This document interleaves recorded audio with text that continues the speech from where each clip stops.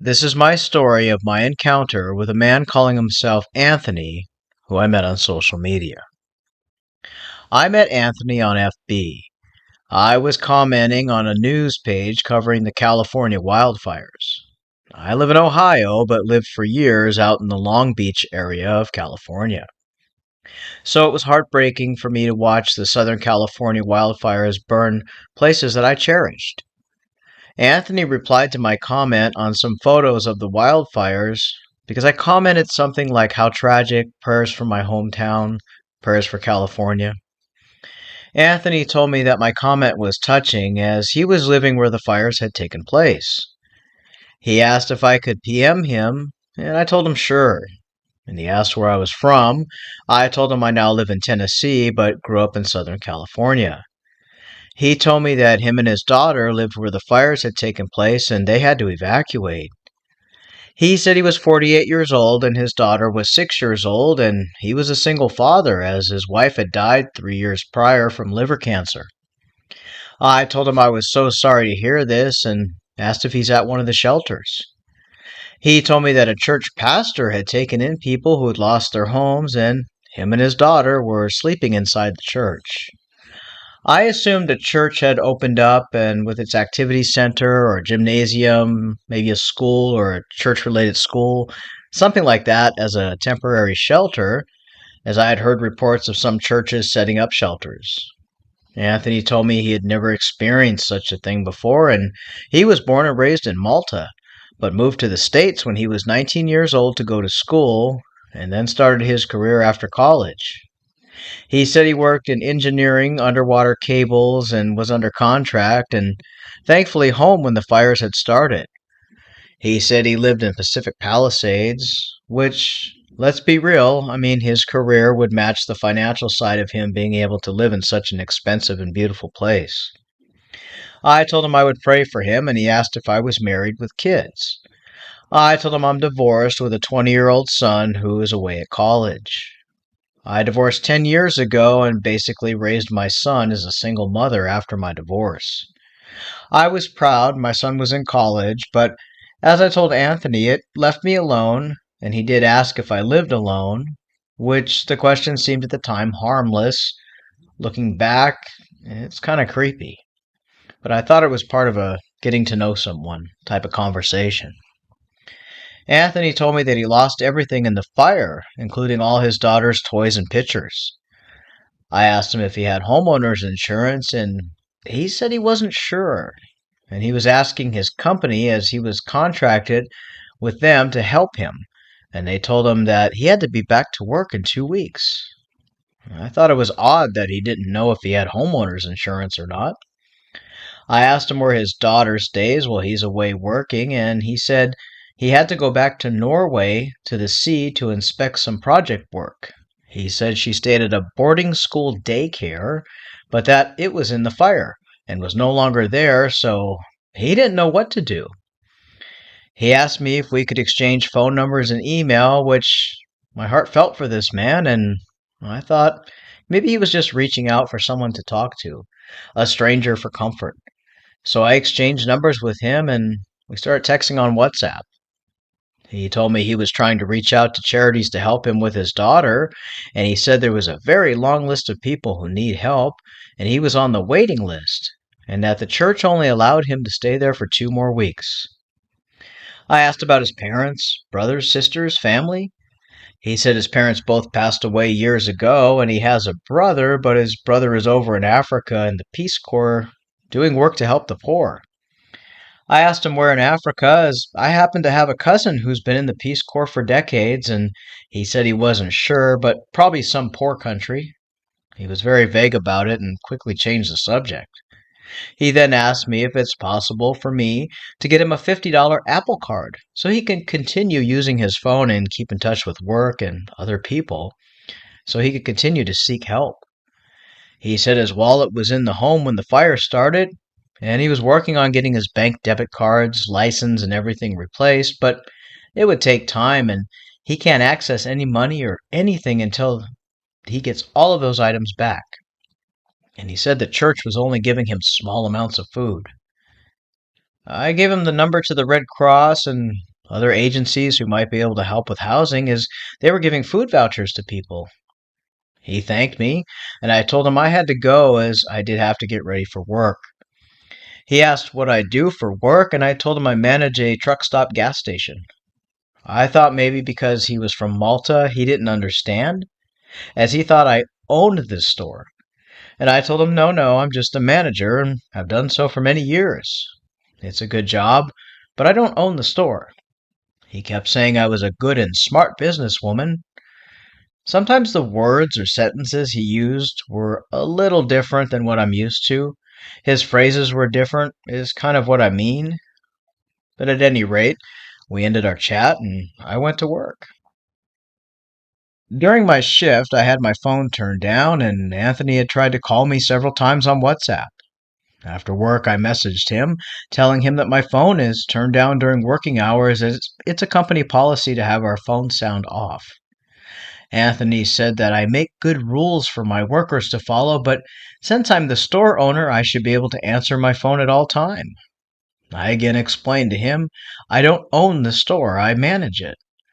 He then asked me how much I make as a store owner. Well, I grew tired of trying to explain to him and correct him, so I just let it go. I told him I'm paid a biweekly salary and make enough that I raised my son on my own. His father, after our divorce, signed away his custody rights, and I shared that with Anthony that I owned my own home, I worked hard and helped provide for my son for him to be able to go to college. And I joked that I hoped once my son is older and graduated and I get old, he'll take care of me and be rich and successful, and he'll put me in one of those good nursing homes. It was meant as a joke, but Anthony became serious, telling me that I need a good man to take care of me. I told him I don't need anyone to care for me. He asked if I've dated anyone online before, and I told him no, I'm too busy with work and life to bother with an online date. He then asked again about a $50 Apple Card. I figured he had forgotten about it, but he brought it up again. I told him I'd reach out to the Red Cross and see if they have such things for disaster victims. And he said he was unable to reach his daughter's school to see if they have a place for her in a different school.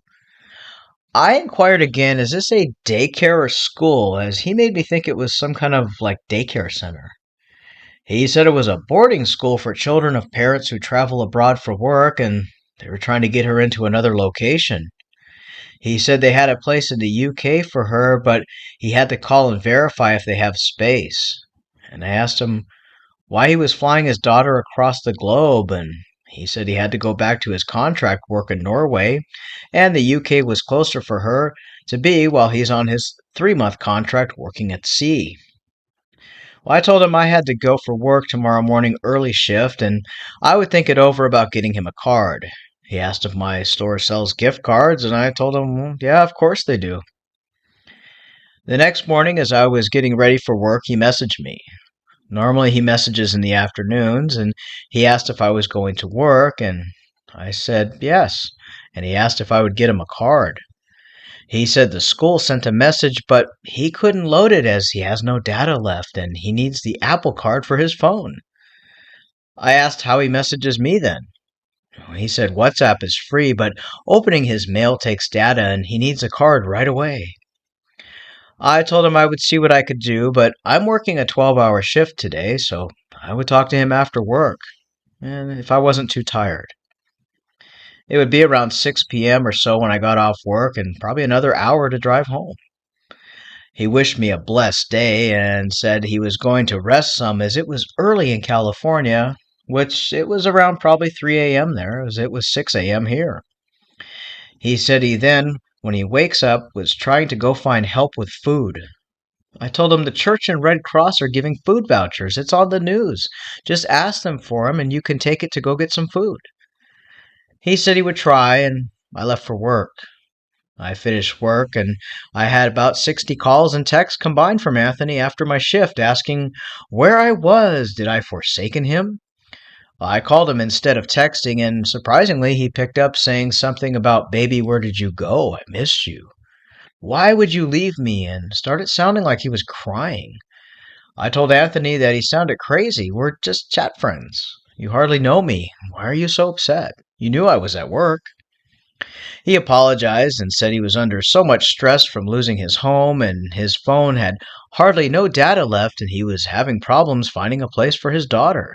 He had to go back to work and his company was stressing him out. He asked if I was able to get that card. Well, I did buy a $50 Apple card. He asked me to snap a picture of the front and back, scratch the back, and take a picture. I did so, and he thanked me, telling me I was the only person who's been there for him during this crisis and that he needed to arrange to transport his daughter to the UK boarding school and prepare his flight to Norway to go back to work. He said the church that they're staying at is kicking them out in 4 days, and he has to scramble to find a place to live.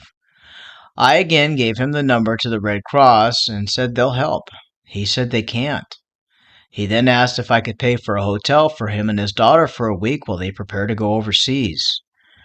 I told Anthony we can talk later as I just got off work. I have errands to run. Anthony asked if I was going to a store, and I told him yes, I need to grocery shop and I have a few places to go. He asked if I could pick him up a $100 Steam card for his daughter so she can play games on her phone.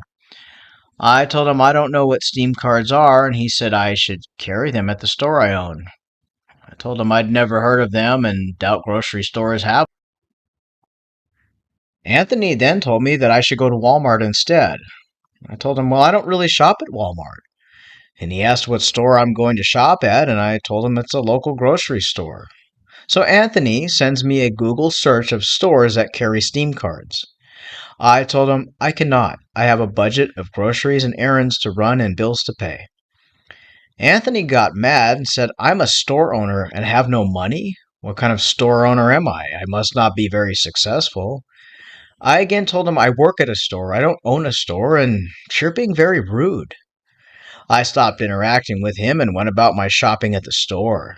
I ended up turning my phone off as he kept sending messages. When I finished my errands, put my food up, and started dinner, I turned my phone back on. There were missed calls from Anthony and love notes and photos saying I was breaking his heart. I took this as he's under a lot of stress and he's just acting out, but this was not normal behavior of someone to be if someone they just met in such a little time, especially when we're not even in a relationship. I messaged Anthony telling him he's being too weird for me, and Anthony said he was under stress. I told him stress is one thing, but you're also rude. He ended up calling my phone and I answered. He was half sounding like he was crying. He said he was sorry and the stress of the fire, losing everything in his job, had stressed him out so badly he wasn't thinking clearly. This is the first time I had heard him speak, and he had an extremely thick accent. In fact, I asked him if he was eating because it sounded like he had a mouthful of food when he spoke. He started yelling, no, the connection is poor. Well, I told him he was sorry that he's going through so much and he was struggling, but don't be rude to me. He told me he was having feelings for me and I'm such a kind woman, and I told him, well, I care about you and your daughter, but please stop being rude and saying mean things to me. He apologized and said he was under stress and to get his daughter into school because she had nothing.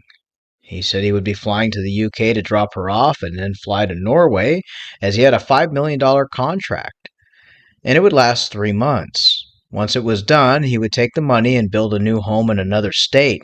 Maybe Tennessee would be better, he said. I told him it's nice here. If you can afford to do so, then come to Tennessee.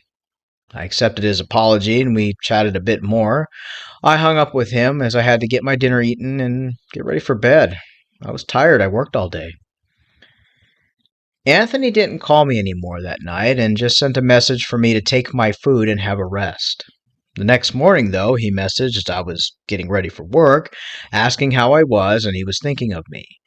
He said he was going to get ready and try to get his daughter and him to fly over, but the church was making them leave and he didn't know what to do. He said his boss wouldn't advance him money and he was still waiting on his bank card, both of which made no sense because if you're waiting for money but can't use your bank card, how would you get the money? He said he got his passport but not his bank card, which I also found strange as passports take a while to. This time, I told him I would contact the Red Cross myself and give them his info so they can reach out. He told me not to, as he already talked to them, and then he was turned away, as they were flooded with victims of the wildfires in California. I said, "You have a child, they'll bump you up to help you." But he said they told him no, and he asked me for $500 for a hotel room for a couple of nights until their flight. When I asked him how he paid for our flights, he said his work did. I said, "So your work paid for your flights and your daughter's flight, but not a hotel room for a couple nights?" And Anthony had an answer for everything, saying the flights were prepaid months ago. I told him that makes no sense because you said your daughter had a school in California, but because of the fire you just found the UK school, so how would that flight be prepaid months ago? Anthony told me I'm asking too many questions and it's stressing him out, and I don't understand anything as I'm only a store owner, not a businessman like him. I told him again he's being rude and forget it. He then asked me if I'm sending the $500 or not, and I told him absolutely not, and he can remove me from his mind. I ended up blocking him because something just didn't feel right. The only good thing I got out of this? He had not redeemed that $50 Apple card, so I sent it to my son. I told my son I got it as a bonus gift at work, as our company is always getting gift cards to best employees, and I told him to redeem it. And I was shocked that Anthony had not used it yet. If he had not been so rude with me and demanding, who knows what could have happened, or how much he would have got for me. Thank you, and that's my encounter with Anthony. These guys use disasters to pull at our heartstrings. It's so shameful. We'd like to thank this lady for sharing her story. Unfortunately, as we've said before, scammers do use disasters like wildfires, tornadoes, hurricanes, storms, and natural disasters to try and pull at the heartstrings of people, often telling them they're in the disaster, they need help, or they are the actual charity and try to go after victims of weather events as well. If you come across someone like this, the best thing you can do is block, especially if they're demanding like that. If anyone asks you for gift cards or money, block them right away.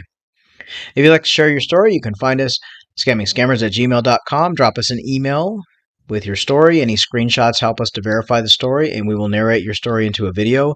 Right now, I'm a little bit backlogged on stories, so if you do bring me your story, give me a little bit of time to get it together and narrate it. Thanks again. Thanks for your support as always. Take care.